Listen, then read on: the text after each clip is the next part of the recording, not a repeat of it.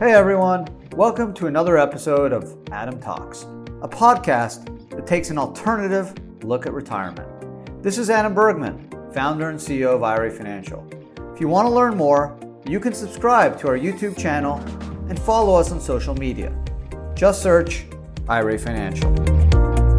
Hey everyone, and welcome to another episode of Adam Talks. I'm Adam Bergman, tax attorney and founder of IRA Financial. On today's episode, is the Roth conversion dead?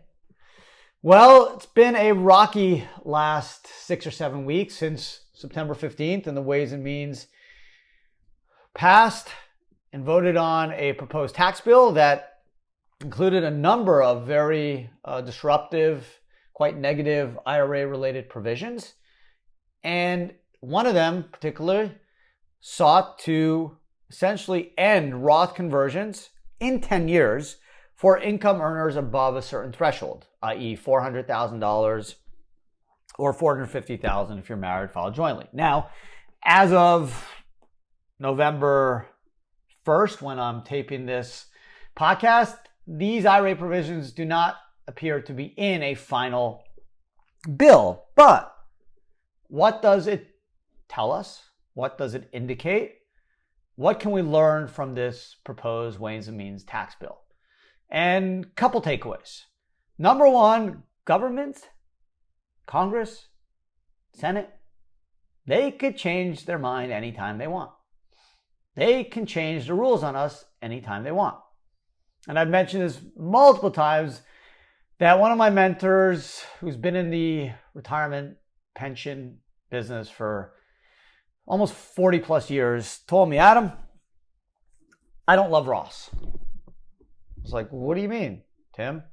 He's like, listen, I've been in this business longer than you probably were born, and longer than you were alive. And I saw something that spooked me. It's like, what was that? He said, well, before 1981, Social Security payments were not taxable. And suddenly they just changed the rules. And they said, you know what? We're going to tax it. And since then, when you get Social Security, you pay tax on it. So he said, if the government could do that to Social Security, they can do it to Roths. And I would rather get my tax deduction, because once I have my deduction, they can't take it back from me. I already used it to reduce my taxable income in a prior year.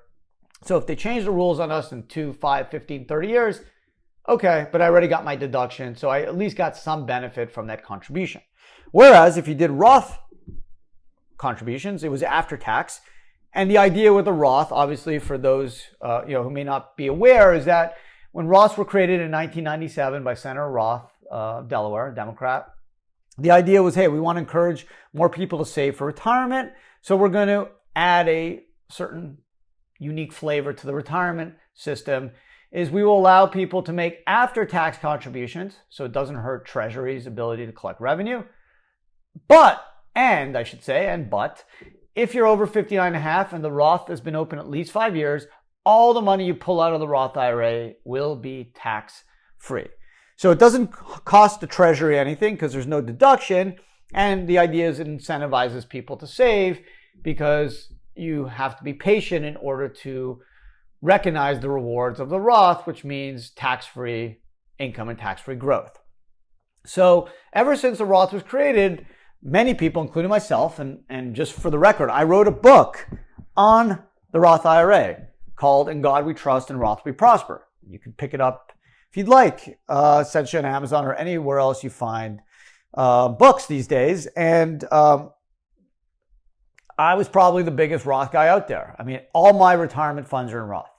Every dollar I converted from former IRAs, from law firms I used to work at, that rolled from a 401k to a traditional IRA, I have converted to Roth. All the contributions I make to the IRA Financial 401k plan is in Roth. So same with my wife. So I'm all in Roth. However, to be honest, the last 6 weeks were spooky. And I don't know what I'm going to do going forward. I actually may switch my contributions from my 401k plan to pre-tax. Why? Because I'm 46. I have no idea if the Roth will be preserved in 13 years. Now, this is, forget about the cap, right? The idea, One of the provisions in the recent tax bill was that there'd be a cap on all retirements of $10 million. But we know Senator Wyden in 2016 proposed a $5 million cap on Roth. So it's all possible. Now, if there's a divided government, a divided House and Senate between Democrats and Republicans, I don't think we're going to see any extreme retirement type legislation. And that's the spookiest part. And yeah, I'm using the term spooky just the day after Halloween, but it is spooky. Because I always believed, and I've said this repeatedly on podcasts and videos, is that the retirement system is bipartisan. We saw that with the 2019 Secure Act. Democrats, Republicans, they can't agree on much, but they can agree that the retirement system works. It works, that it helps people save.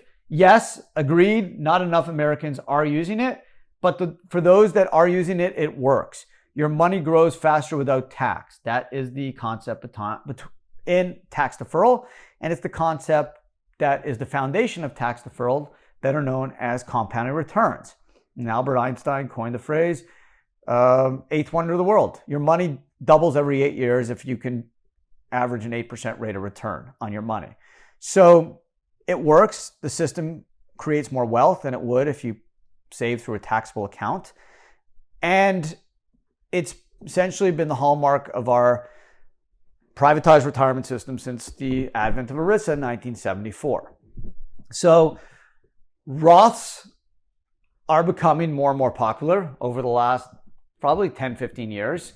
More and more people have understood the potential benefits that, hey, if I can hit a home run in a retirement account and do it in Roth, then once I'm over 59 and a half and the Roth's been open 5 years, it's all tax-free, right? I don't have to worry about ordinary income. I don't have to worry about capital gains or holding period or basis or short-term or long-term. It's all tax-free.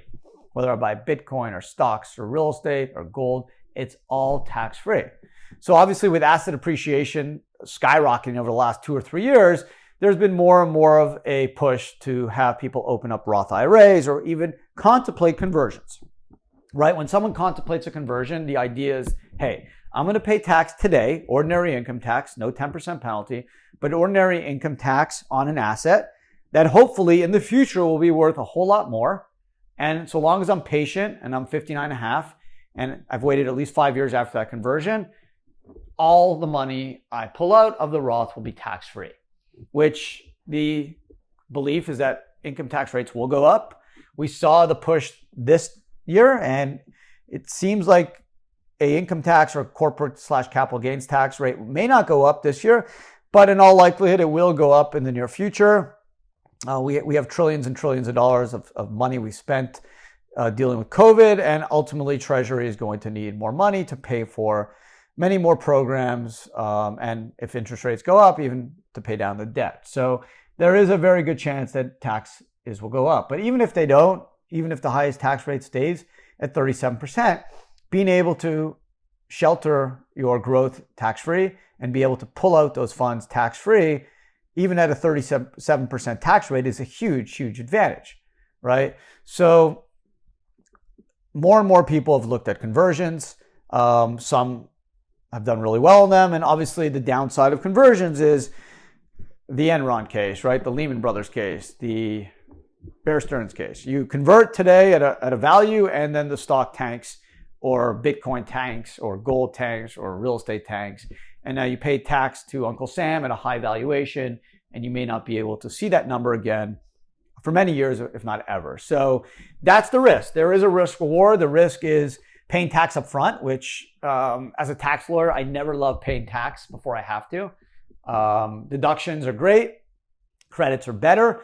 Deferral is the prize, and obviously no tax is the winner.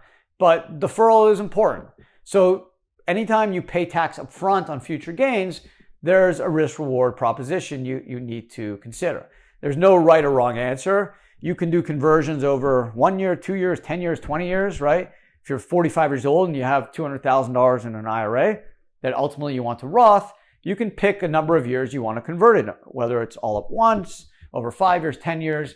Maybe you have net operating losses from your business that it could absorb the converted amount, which would be taxable, or you have other losses, or you have a low income year. These are all the factors you would consider to determine how much you want to convert in a given year. But again, the idea behind conversions is I'm going to bite the bullet now. I'm going to essentially swallow the tax today for the ability to enjoy tax-free growth and tax-free distributions for the rest of my life, the rest of my spouse's life. And when I and my spouse dies, the kids have 10 years to pull all that Roth wealth tax-free. So it's quite a promising type of strategy, obviously the risks. Now, this tax bill, I do believe, will spook people to do conversions. Will conversions die? I don't know. But I can tell you people are going to think twice, right? If you convert $200,000, $500,000, $10 million today, and you have a Roth, and let's say you're 50 years old, and now a year from now, someone brings up another bill that says we should cap Roth IRAs or we should force Roth IRA distributions over a certain cap. Maybe the cap's not 10 million. Maybe the cap's 2 million. Maybe the cap's 5 million. Who knows, right? And then suddenly you're forced to take a taxable distribution of Roth funds when you had no intention of doing so. So you actually got hurt twice. You converted the amount and now you're going to be forced to take distributions taxable.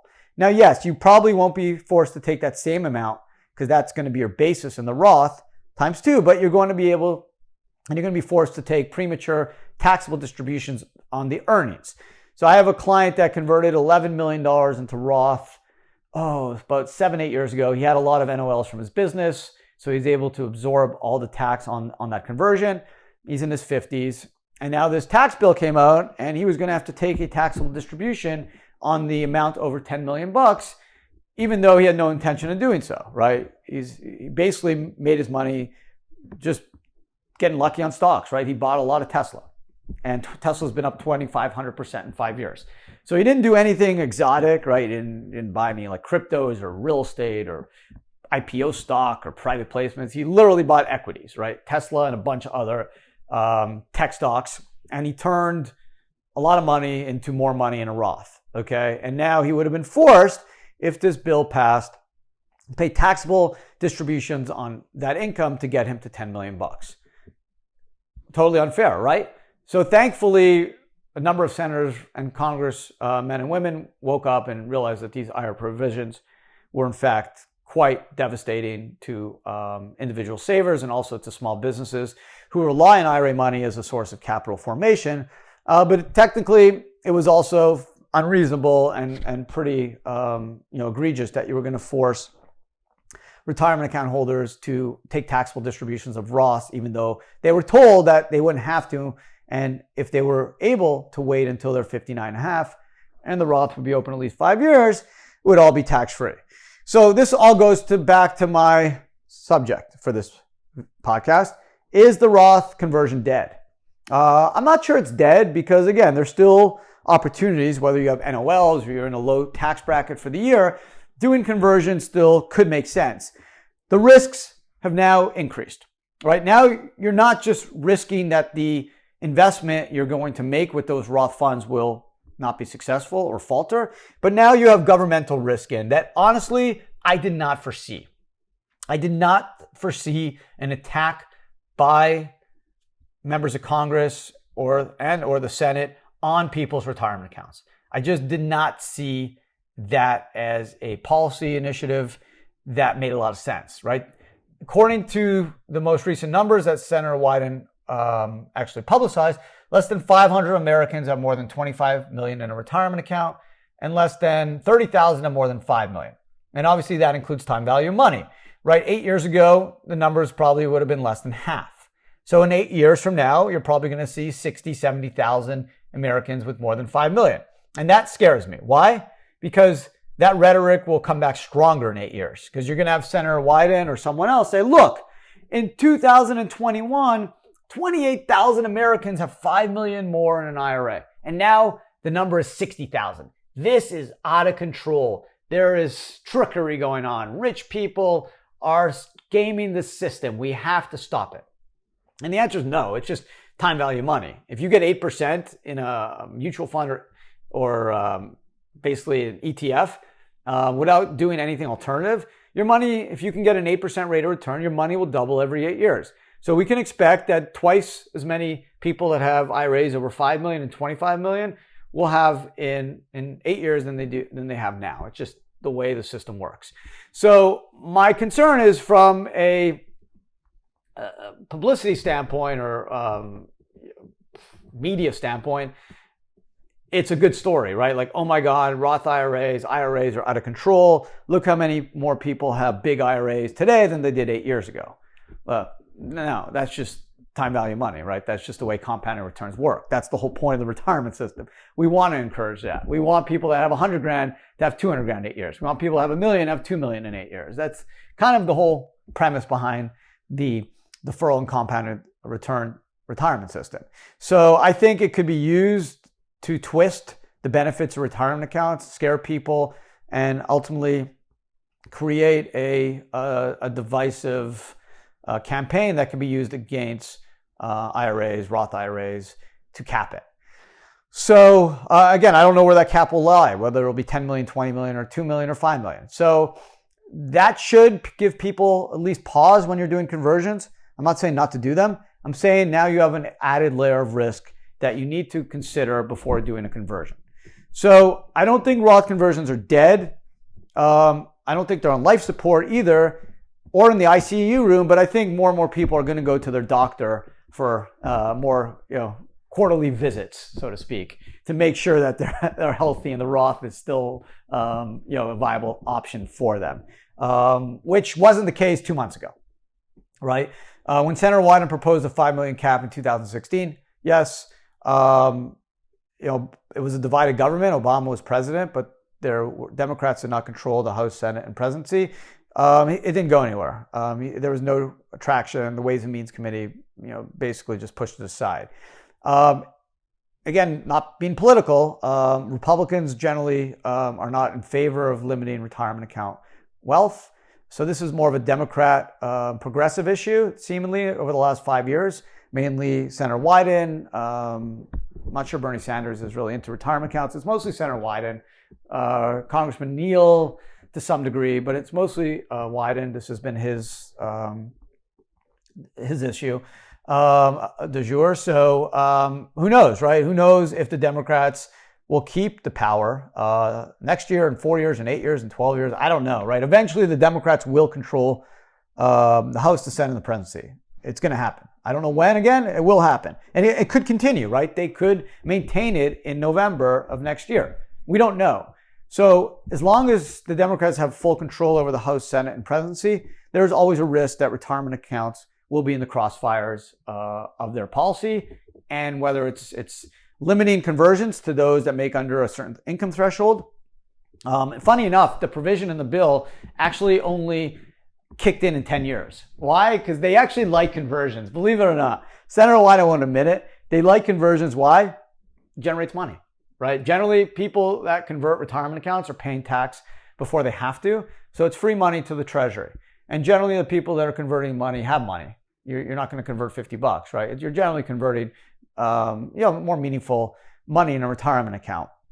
So that's free tax revenue for Treasury. So they like it. And that's why they didn't want these limitations on conversions to kick in for 10 years, because they needed the money to pay the bill. And if they limited conversions, they would actually be stripping cash from the Treasury, which would not help their ability to pay for all these programs. So, but even though the provision would not kick in for 10 years, the intent is there that, hey, we want to limit conversions. We think there's trickery or too many people are going to have too many large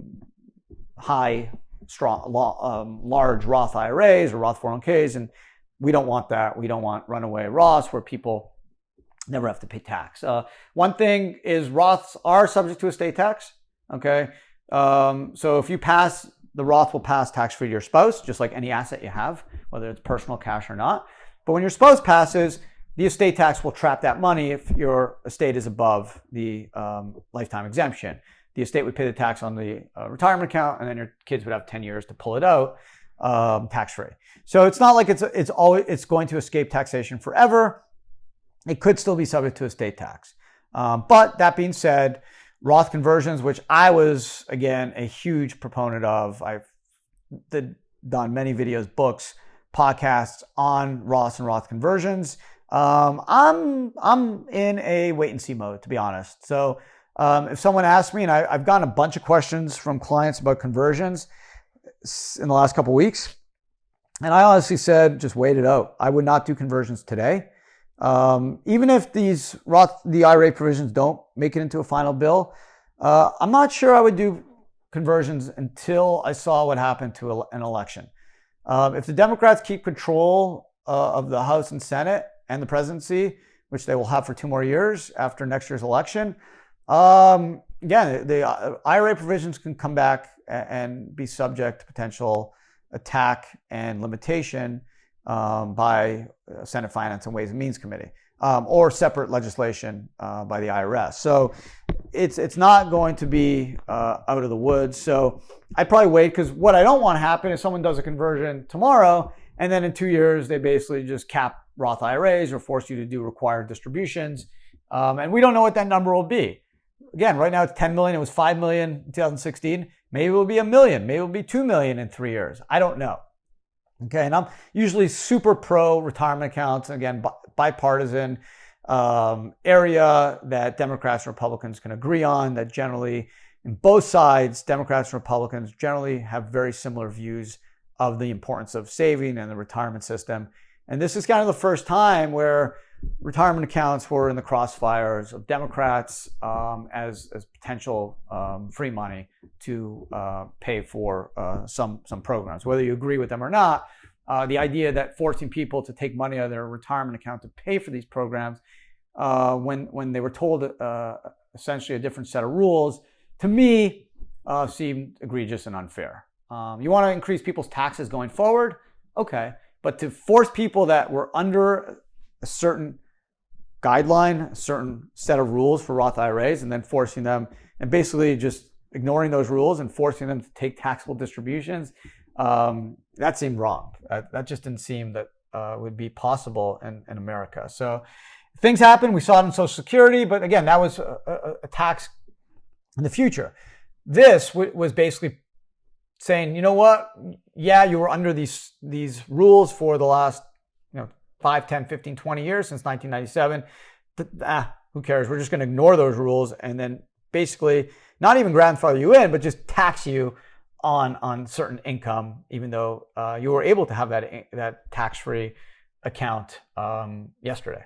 So it just, again, was something that was super aggressive and just kind of spooked me. And staying within the Halloween flavor, just stay vigilant and think twice before you do a conversion. I'm not saying they don't make sense, but I think we've all learned a lesson from this proposed tax bill that IRAs, Roth IRAs, there's lots of money, $12 trillion in IRAs, $33 trillion in retirement money. And when you're looking to pay for programs, sometimes politicians are short-sighted and they just see dollar signs instead of people behind those dollar signs. And we almost got into a very difficult situation where people were going to have to take money out of their IRA forcibly and pay tax.